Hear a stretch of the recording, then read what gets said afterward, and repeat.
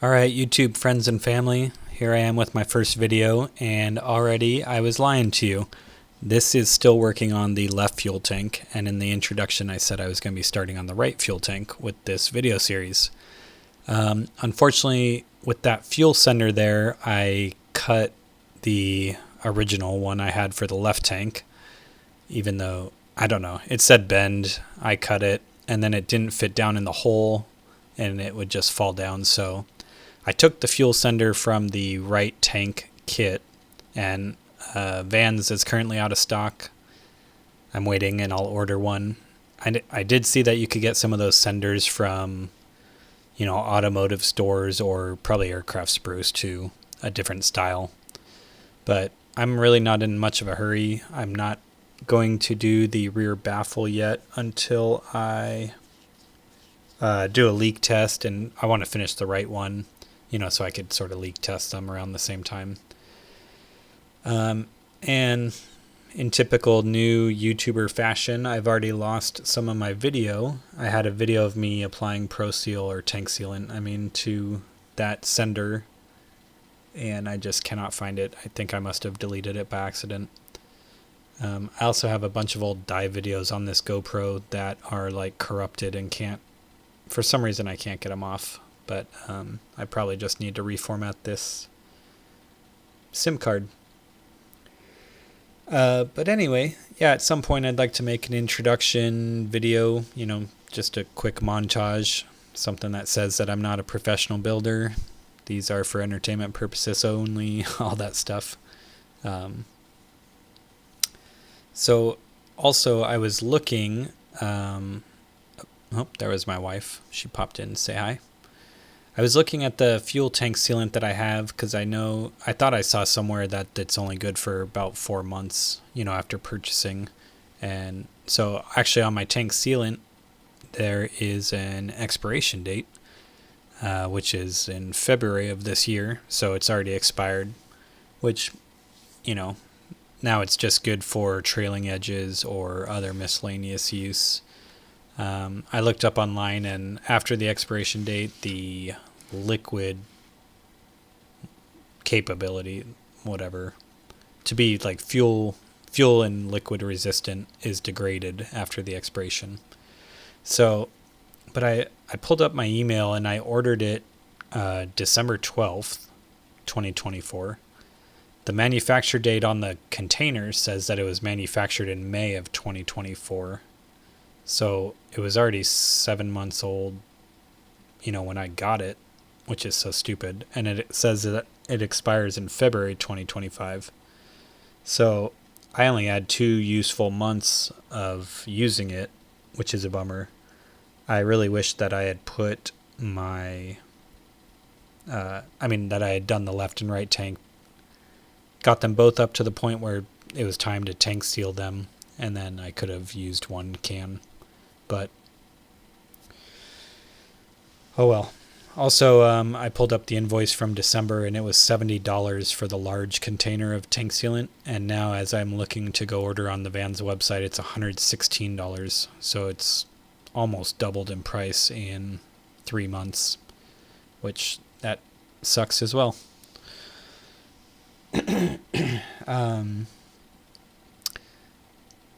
So here I'm just doing the stiffeners, which those are pretty straightforward. Luckily, I had already trimmed them all when I did the left tank, so actually that whole box of equipment I had already done. I already trimmed the Z tank attach brackets and all that stuff.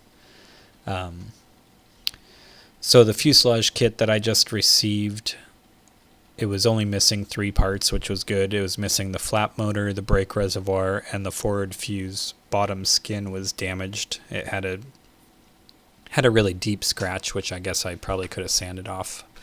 But it was deep enough where, I don't know, running my fingernail or finger over it, I couldn't really tell unless I started to dig into it. But Vans was great. They already shipped out my replacement parts, so I should be expecting those in about 2 to 3 weeks, I think, or 2 weeks. Uh,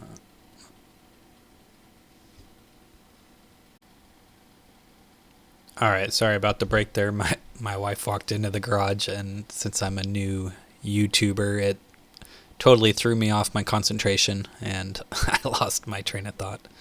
Um,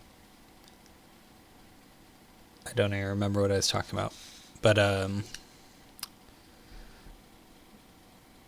yeah, I was, when I was starting this series, or as I'm starting this series, I'm not really sure what avenue I want to go. Like, Jason Ellis Builds is the YouTube channel, was one of my biggest influences in the beginning.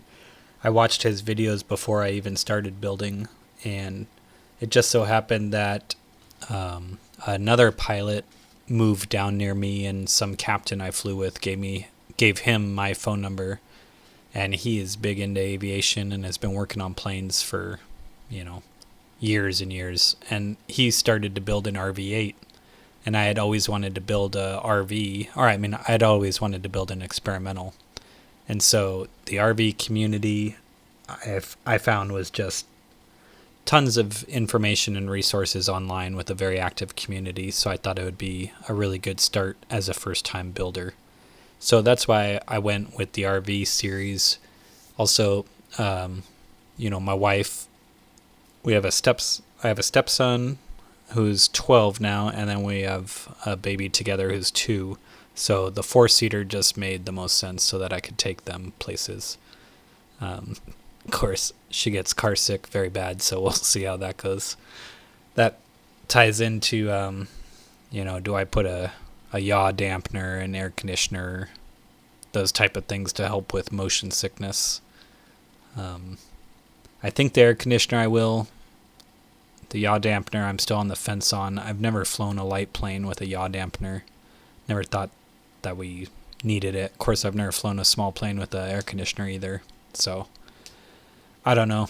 That's part of the fun part of the experimental process, is that you get to tailor it to how you want. So here I am putting in those ribs, and man, I absolutely just hate putting in those ribs. That's definitely the worst part of these fuel tanks, in my opinion.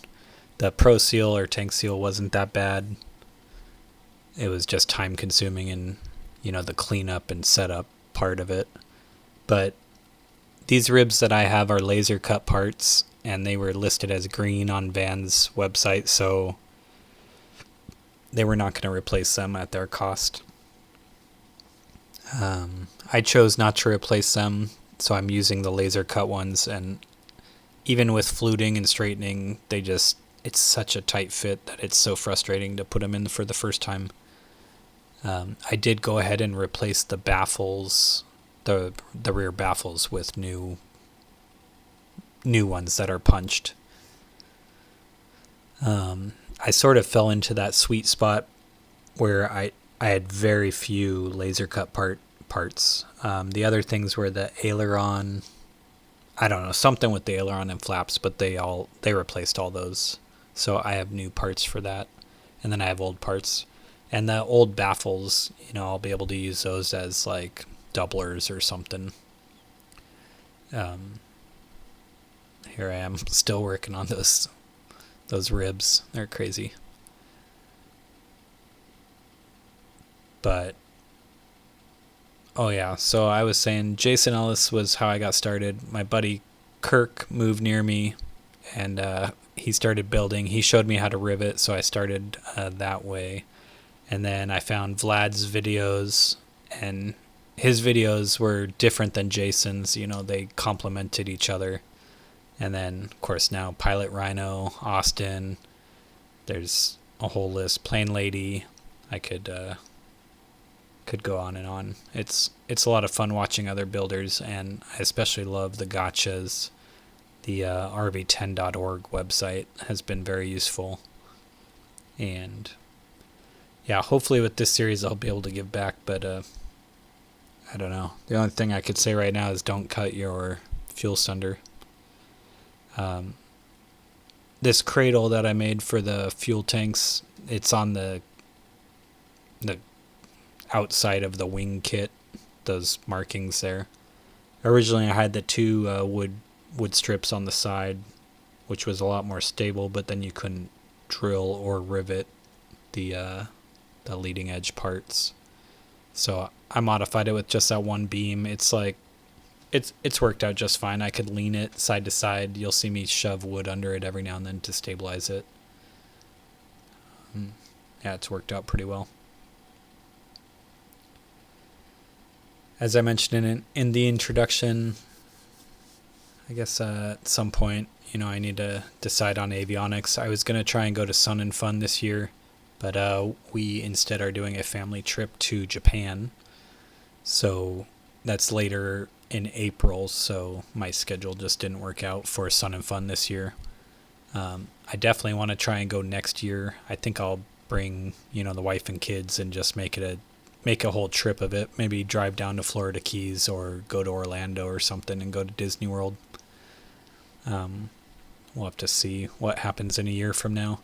Oshkosh, I would love to go, but it just doesn't really work out with my schedule. We always do a family camping trip in July, and summer months are absolutely awful to get vacation time at the airlines. So, looks like these ribs have been taking me a while. Multiple outfit changes, light, dark, many days here. Oftentimes when I come out to work, maybe I'll get a half an hour or an hour, and just got to do the most that I can in that time. When I started out, I was shooting for a 5-year goal because Vans estimates a 2,500 hour build time. And I thought if I could get, there's 52 weeks in a year, so I thought, if I could get 10 hours a week, which would be a couple hours on weekdays if I'm home, and then maybe a 5 or 6 hour Saturday, Sunday or something. But that was before we had a baby, so now the timing is just, it's all over the place. I try and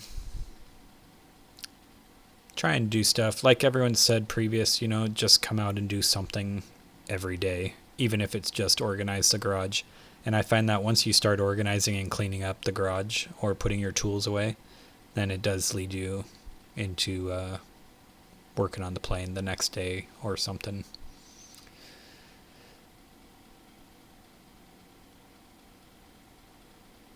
Yeah, so the style of video I want to do, I'm not sure. This is sort of a Jason Ellis style where it's just playing in the background and he's talking, but I am not used to talking this much about anything I'm doing. I suppose that's a skill that will come along. Now I've noticed that while I am building, I'm thinking about what to say, but I guess I should just wear a microphone maybe and record the whole time. A lot of times I listen to music.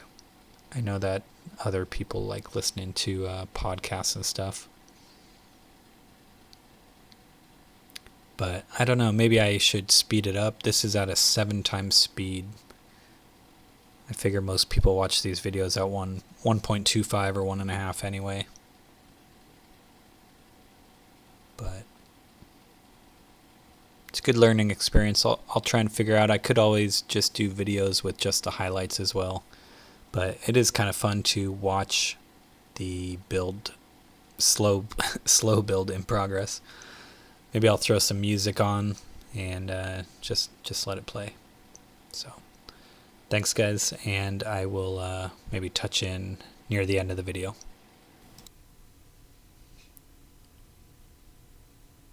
Well, here I am. It's the next day. I actually went back and looked at all the YouTube builders that I had watched who are building an RV10, and so I thought I'd give a little credit to some of them. I'm just going to read them off. Some of them are further along than I am, and so I haven't watched, that type of stuff. Some of them stopped back in the empennage, but I still watched them back in the day.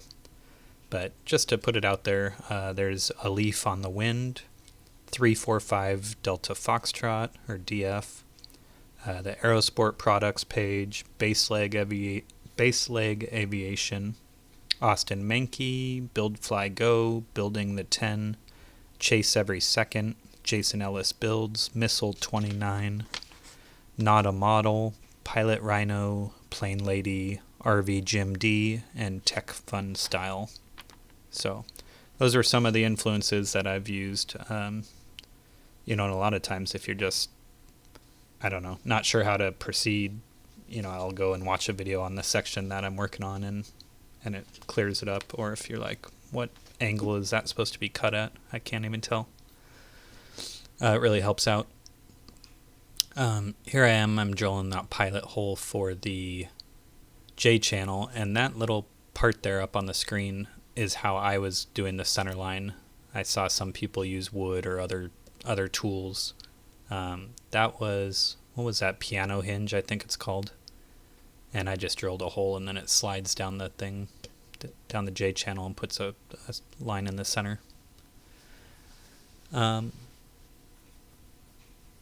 Yeah, so I think maybe I'll just let it play in this style, this fast thing with music for the rest of the video. If you are interested in watching through, feel free. Otherwise, you can stop it here, and I'll start talking more on the next video.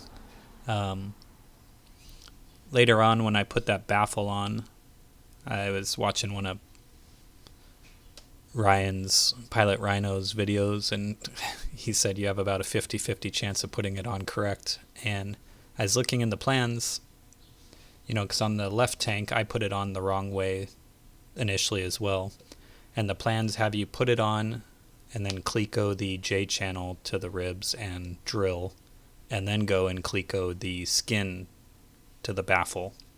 And so because of that, you don't notice the 3 holes in a row. And so I don't know why they have you cleco the skin after drilling, but in my case, I had drilled all the Z channel to ribs, and they were the wrong way. It was the wrong way, so I just had to uncleco those and flip it around. And I only noticed it because at first I thought that an extra hole needed to be drilled, but then on the other side when I was clecoing, I was like, oh wait, there's the 3 holes right there. So yep, just something to think about. All right, well, thanks for watching this far, and I will catch you guys on the next video. Hope you enjoy.